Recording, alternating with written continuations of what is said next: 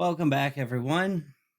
I don't know why I say welcome back, everyone. Like, this is such a positive, upbeat channel. Like, I am nihilistic and into a lot of goth, industrial, dark wave things, so it doesn't really make a whole lot of sense, but seriously, welcome back, everyone. Nice to have you join me. Uh, Another thing I find interesting, I've been watching a lot of these big YouTubers, these big name YouTubers. They all have you ever notice this? I never have a headset on, and I don't have audio issues. Like you don't have an infinity audio effect or like a massive echo problem. So I wonder, like, that their production quality is like crazy. Well, I mean, a lot of them I think are just using OBS Studio, and then they do the layering and that kind of stuff. A lot of them are using like a UHD, like full-fledged UHD camera, like actual camera, like video camera to record their videos. I don't do that. This is shot in UHD, but it's not with like just a camera, it's just a phone. um but I don't know why they have to wear earbuds or a headset all the time. And like even when I do the calls, like the live streams where I have Cassandra or uh Lothier on here, I don't have a headset. So I don't know. I wanted to I'm going to be very, very casual in this. I did type some things up, but a lot of my stuff isn't scripted, and I'm just going to be very casual about this. I was talking to Cassandra, the person. She loves to study Indo-European Gothic cultures, or sorry, Indo-European cultures. There's a lot of goth to that, but we were talking recently and stumbled upon the subject matter somehow of where I was talking about the existential crisis in society, that a lot of what we see in society, things like wokeism, uh, identity politics, identity crises, nationalism, like strict nationalism, statism, dogmatic things in general, rampant drug use. Drug use is like sky high, no pun intended. And lack of sex. There's just a lot of things going on that people would say, like, what is wrong with society? My answer to that is I think it's an existential crisis. I mean, a lot of the things that happen in an existential crisis are those things. Well, like I go back to Friedrich Nietzsche or the existential philosophers in general. It doesn't have to be Nietzsche. That a lot of them had this issue with the death of God. The fear is that we would either believe in anything, which is dogma, like nationalism is dogma. You believe anything that becomes your religion. Your state, your government becomes your religion. Doesn't matter if they're right or wrong. They're above ethic or moral question. They're above that. They are immutable, immovable. Or I identity crisis. Like you have a certain dogma in wokeism that's turning politics into a religion. Like just recently, Steven Crowder, the first big YouTuber to actually pick up the story of Don't Punish Pain rally, was Steven Crowder. I have been yelling at the left, and honestly, that's like whispering into a storm, just yelling down a dark hallway where nothing's there. But I've been trying to get leftists to pay attention to it. Of course, I'm teeny tiny. I don't fucking matter. What do I know? You only have 300 subscribers. What the fuck do you fucking matter? Okay, I get it. I get it, but I've been trying to get people to pay attention to it. There are people who are on the left and the right in the community, but a big fear of mine is that because Steven Crowder covered it first, this really stupid thing is going to happen where the left is going to say, oh, well, the left supports don't punish pain. And, or sorry, the left's going to go, the right supports don't punish pain. Therefore, everything that the right supports is nasty. It's icky. It's gross. They're bad. Okay. So everything the right touches or does or supports, we have to be against. And I'm really afraid that that's going to happen. That's a big question of mine. Why can't we have nonpartisan issues anymore? I mean, seriously, we can be nonpartisan on don't punish pain. I think it's one of those things we should be. It seems that it has to be something really extreme for it to be nonpartisan, like childhood sexual exploitation. That's a nonpartisan issue. The left, the right, the only people that support pedophiles are pedophiles. That's it. That's it. So we're pretty we're not divided on that. And actually, if a lot of these big leftist YouTubers, if they would stop chanting and cheerleading whatever the left perpetuates and actually took the time to talk to a conservative, I think it's really interesting that both the left and the right have a problem with crony capitalism. We're not really divided on that. Both the left and the right hate crony capitalism. The only thing we disagree with is what to do about it. That I find interesting. So, I've tried to stop doing that in my videos. Stop doing the so. Sorry.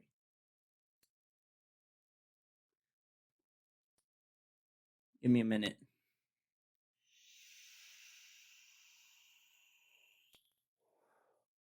I'm really worried that they're going to try to do it with the Don't Punish Pain rally. They're going to sit there and say, oh, we should stop criminalizing heroin users with harm reduction.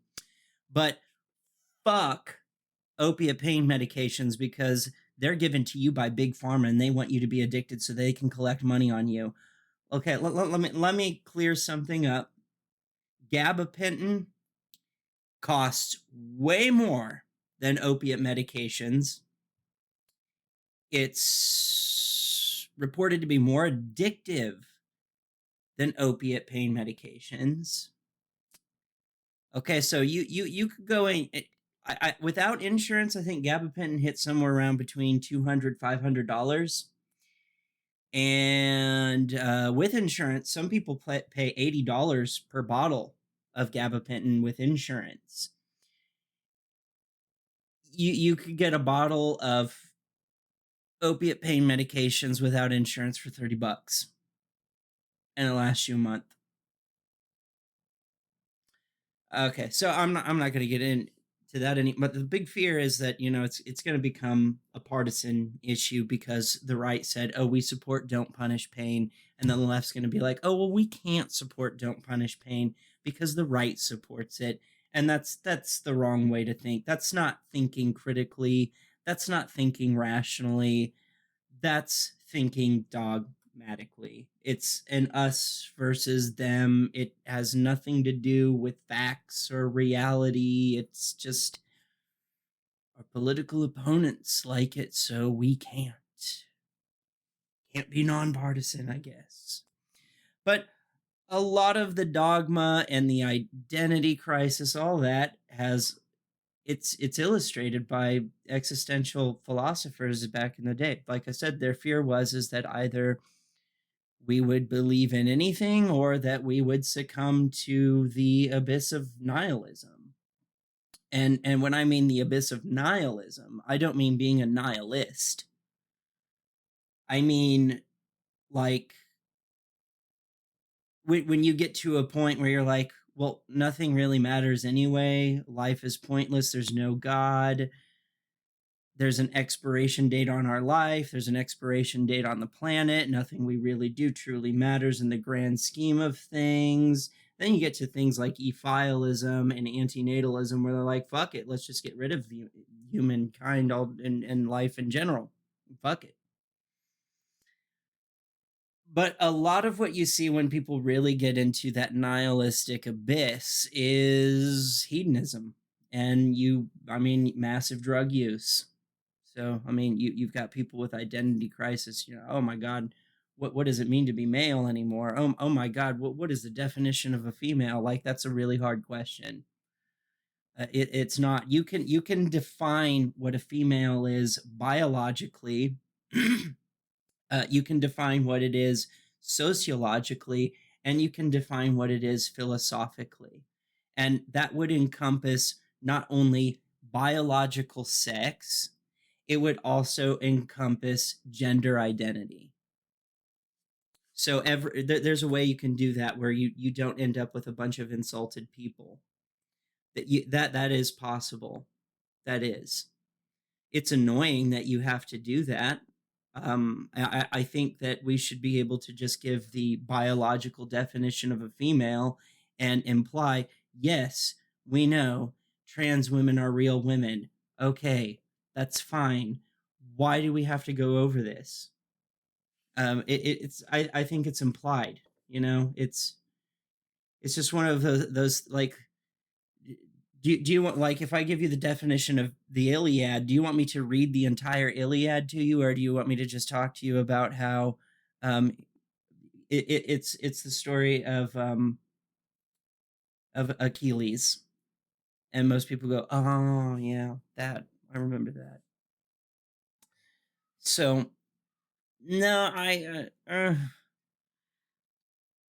so a part of this existential crisis, though, that I wanted to get into is the illusion of happiness, or happiness is the illusion. It seems a lot of things that motivate people is what's going to make me happy.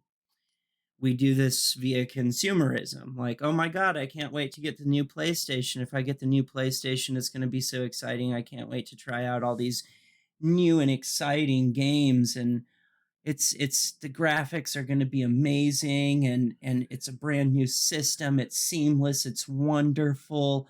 Oh my God, fuck yeah, it's fun.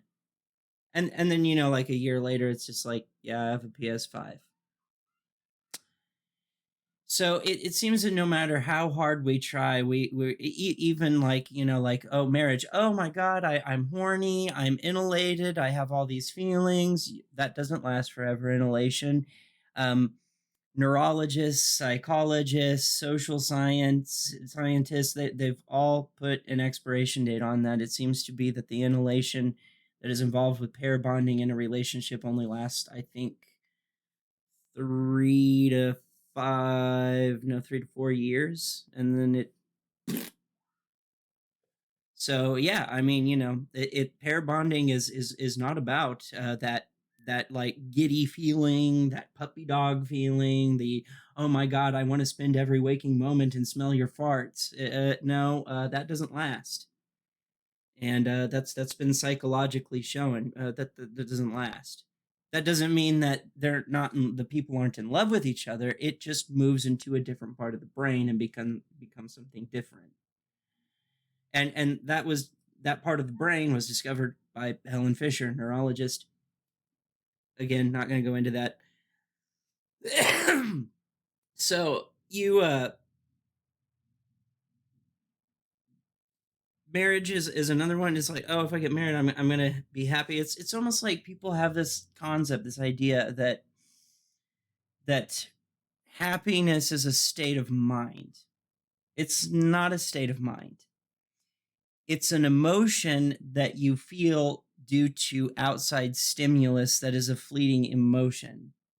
That's how depression should be, but people who have mood disorders, like major depressive disorder, their sort of constant is depression. And it seems like most people, whether you have mood disorder or not, they try to obtain happiness like it's a state of mind that will just be there forever. Oh, if I have a kid, I'll be. Well, no, kids don't make you happy. They give you purpose and meaning. They don't make you happy. Marriage gives you purpose and meaning, doesn't make you happy. Consumerism, happiness is fleeting. Drugs, happiness is fleeting. Sex, happiness is fleeting. And it seems like a lot of the things that we do, like even career aspect, it's like I have aspirations to do things because I want to make a footprint. I want to be known. I want to do this. I want to be proud. I want to have a sense of pride about what I do because that essentially gives you some sense of happiness. And then it goes away. And then we're still looking at this void. And I think most, stable-minded, non people who don't have mood disorders. I love the lighting because you can actually see the real color of my eyes. I hate looking at some of my videos and they look brown. They're not brown, they're hazel. Most non-mood disorder people, they have they the constant is probably a state of mind that is complacency, or content. Not contempt, content and complacency. Not really happy, not really sad, just kind of, I'm there. And like I said, if you do have a mood disorder like major depressive disorder or bipolar type 2, then your constant state, bipolar type 1, different story. That's up and down, up and down. Sort of, if you have bipolar type 2 though, or major depressive disorder, 80-90% of your life is going to be spent in a state of mind that is of major depression. And so, like I said, a lot of the things that motivate us, a lot of the things that we do, like even eating really, really rich, sugary, chocolatey food, it's like, oh, it feels so good. It's like you're chasing happiness. And once you get it, you hold on to a piece of that happiness for a brief period of time, and then it's gone. Either the drug wore off, the sex is over, the novelty of the item that you bought via consumerism wears off, the relationships, shifts. We're now cohabitating, and instead of like, oh my god, I would lick the sweat off of from between your toes or some shit like that. I wouldn't do that, but I'm just saying, like, you get the idea. It's just like, when you find someone that fucking attractive, like someone that's like, oh my god, that person's so fucking hot. You have very little, like, gross gets turned off, like when you've been with somebody for, I don't know, my grandparents have been together for 60 years. I don't think they have sex anymore.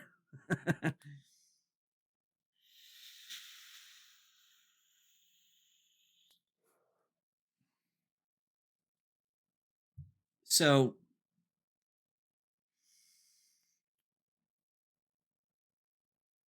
part of the problem in that is, for one, when you work for a company that you have no aspiration to do what it is that you do. Like, I hate this about society. It's so dishonest.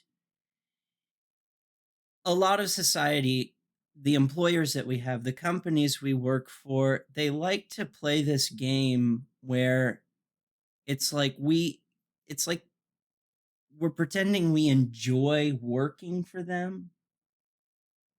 I don't think that's the case. There are occupations out there that people aspire to obtain and have, and those people, they do find, a sense of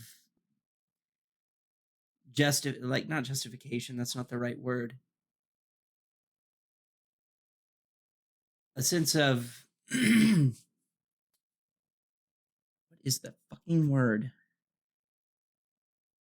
Actualization. It's a part of self-actualization. So they get a sort parts of self-actualization by getting an occupation that they aspire to attain. Like, artists usually get this, musicians, actors, thespians. They usually get that. That could even go into firefighters, uh, police, uh, EMTs. That's a big one. People in the medical field. That's a real big one. Is what they do in the medical field. Oh my God, that is not easy. Sometimes your job is to help people die. It's hard. It's rough. But there's doctors, there's people that study very rare illnesses that make their life about studying that, and ultimately their studies lead to helping people in really significant ways, and that is a reward for them. They're constantly being rewarded for their efforts, and that's what their life becomes about. But fast food, retail, customer service, the majority of the jobs out there, unfortunately, I don't know why they're the majority, but they are. Uh, Most people, the majority of the people working these jobs, they don't want to do it. They're doing it out of necessity to survive. And so one of the things I think would help in society is if we were a little bit more honest about that. Not just as society, but the employers need to start doing that. Why do I have to dress up in a uniform? Why can't you just pay me to come in, do the task, go home? Why do you have to be like, "Oh, welcome to the family"? No, that's not a family. It's a place that people go to work to make money to pay bills, and hopefully be able to be consumers so that they can participate in that and try to obtain little moments of happiness. So that I think is one thing that's really poisonous is people feel pretty despondent when they feel like the only reason they're being allowed to live is to serve some multi conglomerate empire that they have no desire to want to do. They're just doing it because, well, we got to survive. We have to put a roof over our head, food, and controlled environment. And then there's some luxuries and stuff that make life a little bit more bearable. But another poisonous thing that society does is they between your internet provider and your cable provider and your electric company and water provider, all this stuff that's going on, plus the employer that you work for, it's like all this stuff that they do that we do, we created this. Okay, this is we could have created our society, and I'm not saying change the government. You don't have to change the government. You don't have to change the economic system. This is societal. Okay, it's not natural. It's something we invented, and it's actually antithetical to our nature. Because here's one of the problems is that these companies are sort of teaching us to be not social. I've actually been at work several times and held people who were in tears because they were going through some really hard things in their life. And I'm told, well, you can't do that. Why can't they cry on my shoulder? Why can't I hold them? Why? Well, because that could be sexual harassment. What? No, it's not. It's a human being. They're emotionally hurting right now. And one of the best things you can do for someone who's mentally hurting is be there for them. It's giving them a shoulder to cry on. It's hugging them. It's listening to them, being there for them. But the company's, no, nope, you can't do that. You got to get back to work. Stop talking. Don't touch them. That could be sexual harassment. That bothered some moral busybody over there. You could say it's a Karen. It's not always a Karen. Sometimes it's a really butch, very far leftist lesbian that had a problem with you holding someone who is crying, knowing that you were a homosexual male, but still having a problem with it because, ew, it's a guy and he's touching a woman. Even though that woman thanked me for holding her and letting her vent about how fucked up her life is and felt better afterwards. But this is a problem, when companies are forcing you, and it should not be forced, okay? Like, I don't care. Overtime should always, no matter fucking what, be optional. It should be. I can't make you work overtime, but if you want it, it's there. It should never be, well, you have to. That's fucked up. And one of the things that produces is, well, you can't spend time with friends and family and have a social life, and doing that is extraordinarily important to your mental well-being. It's actually something that causes us to be content, complacent. Even if you put a group of people together, even if they're talking about just nothing, just stupid stuff, people being around other people for some reason, like, well, you don't necessarily feel depressed, you don't necessarily feel happy, you might laugh at a few things, but we feel pretty comfortable in that situation. We need to be able to have time to be human, to be fucking human. But it's hard to do that when it's like, wake up, throw up because your nerves are shot, brush your teeth, go to work, go home, take a shower, drink until you pass out, and then rinse and repeat. That's not fucking living, that's existing.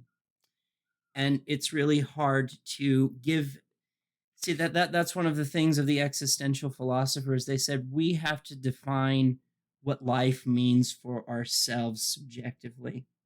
And it's really hard to give life a real derivative purpose and meaning when you're coming home, passing out, waking up, going to work, coming home, passing out, waking up, going to work, and that's your entire life.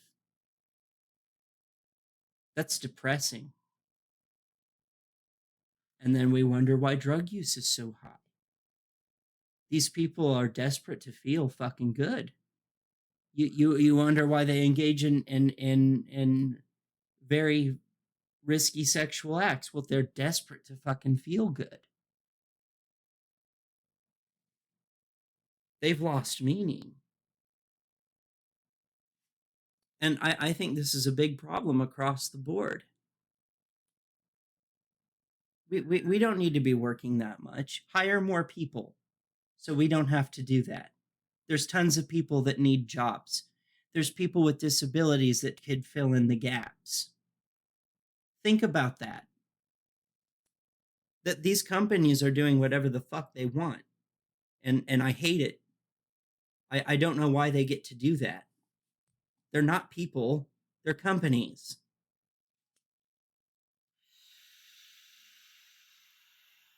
I don't think a company making profit is more important than the health and safety of human beings.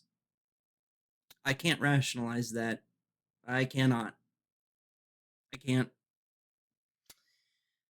So another issue within that, I was thinking about it just a moment ago and now I lost it. Fuck. I was going to talk about Maslow's hierarchy of needs. I've talked about this before. Maslow's hierarchy of needs has been met with some criticism, but there's one thing that is indisputable. You don't just have physical needs, you have psychological needs as well. And the thing that I find funny is that because of the system, the society we created to be antithetical to our own human nature, this is I find really funny when you work for a company, they do this.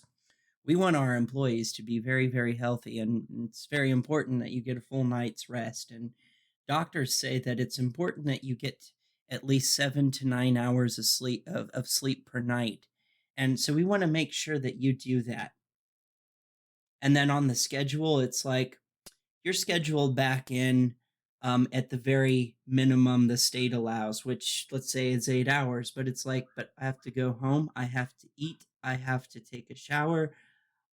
You, it's like they don't understand. I have other stuff to do, not just be human and hang out with friends and family so that I have mental health.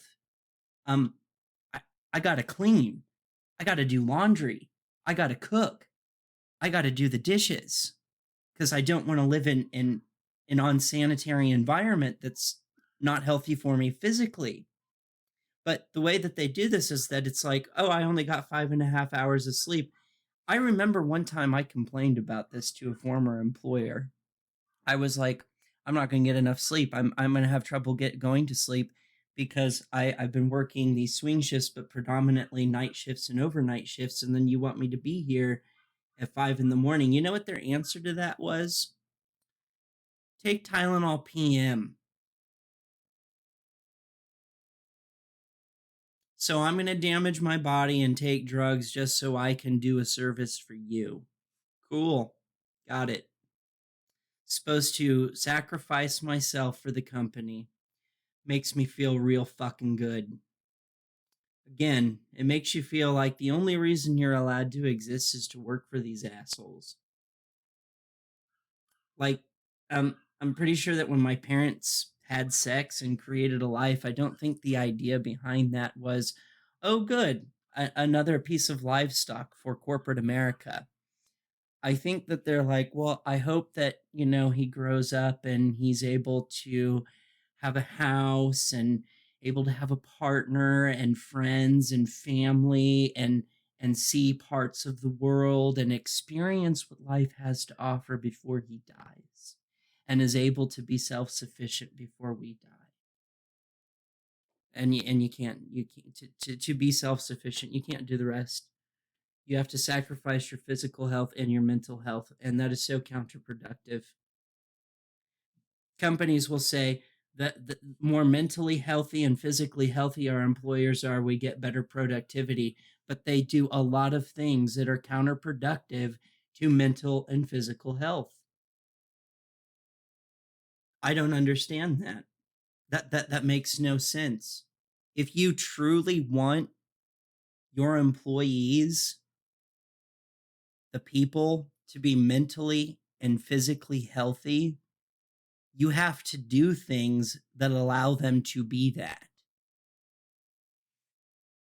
And making their entire life nothing but go to work, go home, go to bed, wake up, go to work, go home, go to bed, wake up, go to work. It's they're not going to be mentally healthy. They're not, especially when they go to the work environment and they're told you can't talk to people. It's not productive. Doesn't matter that person's breaking down. We're going to fire them because they're not being productive. We don't care that her son died in a tragic way. She needs to stop crying in the corner. You certainly shouldn't be hugging her. That could be interpreted as sexual harassment. We're not allowed to be human in the work environment, it would seem. The context has been taken away. Yeah. But society as a whole doesn't look at this as like an issue either. Like when people are depressed, we are taught by society that, like, oh, hands off, like I don't want to get involved in that because I'm already depressed and I can't handle it. It's like when a person needs human interaction the most is when people want to give it to them the least. And that is so damaging psychologically. Very damaging. And I don't know why we do this. I don't know why. I hate seeing on Facebook mental health check, and it's like if you were really concerned about my mental health, you'd call me. You'd call me and you'd say, "Are you okay?" And if I said no, if you were really concerned about my mental health, and I said no over the phone, the appropriate response shouldn't be, "Oh, well, I'm here for you. I got to go." It should be, "I'm on my way. I'm coming over. We're going to get you out. We're going to go to the park." You know, something like that. Most people can't though because they got to be at work tomorrow.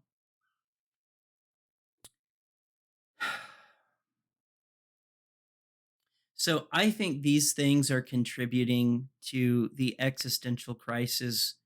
And as a result of the existential crisis, that's where you get people who are having problems with identity, uh, dogmaticism. You know, you have the rise of these alt-right people, neo-Nazis, white supremacists, all that. That's a form of dogma. Uh, Identity politics, again, another form of dogma. You have a group of people out there that, and this is not hyperbolic. I've seen them on Twitter. Okay, these people think that they're ponies. They're not somebodies. They're some ponies. Seriously, that's a thing, and it's like, well, we could take an X-ray of your insides and explain to you very, very slowly. You do not in any way have the biological makeup of a pony. Okay. There's a line between what's in our head that's, imagination and belief, and then there's reality.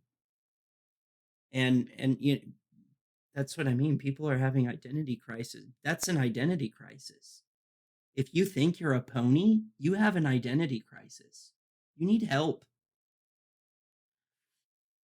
Uh I mean, so I went over nationalism, I went over identity politics, the wokeism, that again, more dogma. And like I said, the rampant use of drugs and irresponsible sex, or it's that's hedonism. It's people feel like they're mentally dying. It's creating an existent because we're living in hell. We're living in an existential hell. We're having a really hard time defining what the purpose and meaning of life is for us objectively, because the society and the corporations are deciding it for us, and it's painful. I've often told people, like, look, like, if you pump me up with enough drugs, like, I could go and do anything you want. Like, oh yeah, I'll sell my soul to Walmart if you make sure I'm fucking, I mean fucking high 24/7. I mean lots of drugs. Okay, drugs that I like. And we got to get rid of all the prohibitions. Like, yeah, I'll do whatever the fuck you want. I'll be too high to give a shit. But that's not going to happen, is it? And so suicide rates are pretty astonishing. I don't know if any of you have actually looked into that, but I happened upon it. Found out that in middle-aged white men, they were committing suicide by a rate of about 120 per day. Middle-aged white males have the highest suicide rate. I find that interesting.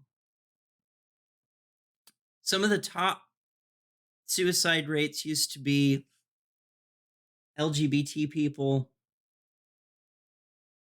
males with high IQs, and doctors. And 2020, it was like 120 middle-aged white males were committing suicide every day. Wow. Chronic pain patient suicide rates up 460% because opiate prescribing, medication prescribing is down 76%. So I could go further into this and start explaining what the symptoms of the existential crisis are. But I thought I would do that in a different video. In this one, I really wanted to focus on happiness being an illusion. And so a lot of the things that we do are motivated by, oh, I think this will make me happy. And then it doesn't. And I think that's why you have a lot of hedonism and consumerism is people are trying to escape this existential hell. And possibly in the next video, I'll go over symptoms of the existential crisis. And I've covered a lot of them in this video already, but I'm not saying that happiness is the motivation for everything that a person does, but it's a big part. It's a big part. We're motivated to do something usually because we think it'll give us some kind of form of happiness. And that's why I love to make fun of, the little entertainment pacifier box. I call it the pacifier box.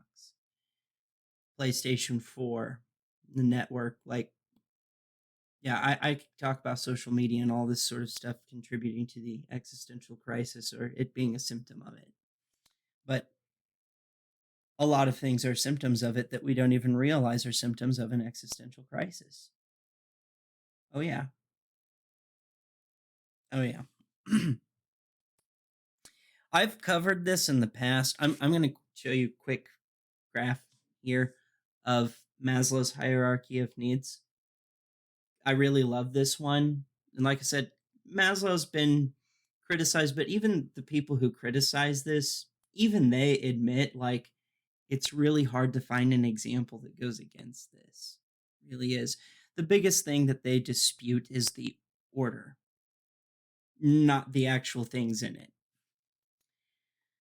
So I loved this one because of how it places everything, and hopefully it'll be on your screen. You can pause it, take a peruse through it. I think it's a good model, and you'll see very quickly society is really, really fucking bad at meeting these standards, and they're almost essential to human survival.